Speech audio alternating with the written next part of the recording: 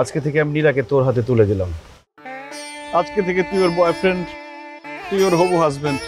ওকে দেখে রাখিস, ভালো রাখিস, ওর পছন্দ অপছন্দ, ভালো লাগা খারাপ লাগা সব বোঝার চেষ্টা করিস। কখনো ওকে কষ্ট দিস না। দোস্ত তুই কোনো টেনশন করিস না, তুই চলে যাওয়ার পর নীলার দায়িত্ব আমার। প্রমিস করলাম তোর থেকেও আমি নীলাকে বেশি ভালোবাসবো। পারবি না রে পাগলা, আমার থেকে নীলাকে কেউ বেশি ভালোবাসতে পারবে না। পারি আর না পারি, চেষ্টা চালিয়ে যাবো দোস্ত। Guys what is going on? কি হচ্ছে এখানে? নীলা, আজকে থেকে তুমি আমাকে ভুলে যাও। আমি আর তোমার বয়ফ্রেন্ড না। আজকে থেকে ইমরান তোমার বয়ফ্রেন্ড। আমি তোমাকে ইমরানের হাতে তুলে দিলাম।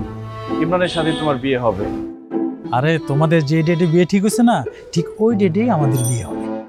মানে কি হচ্ছে আমি তো কিছুই বুঝতে পারছি না। ইমরান কি হয়েছে বলতো? মানে কি, রিজবি কি তোমার কিছু বলেনি?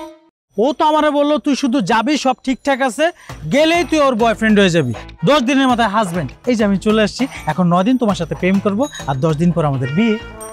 হ্যাঁ ও এগুলা কি বলতেছে? তুমি কি পাগল হয়ে গেছো? 10 দিন পরে আমাদের বিয়ে, এখন তুমি কি বলতেছো? আরে 7 দিনের কোনো গ্যারান্টি নেই, আর তুমি আছো 10 দিন নিয়ে।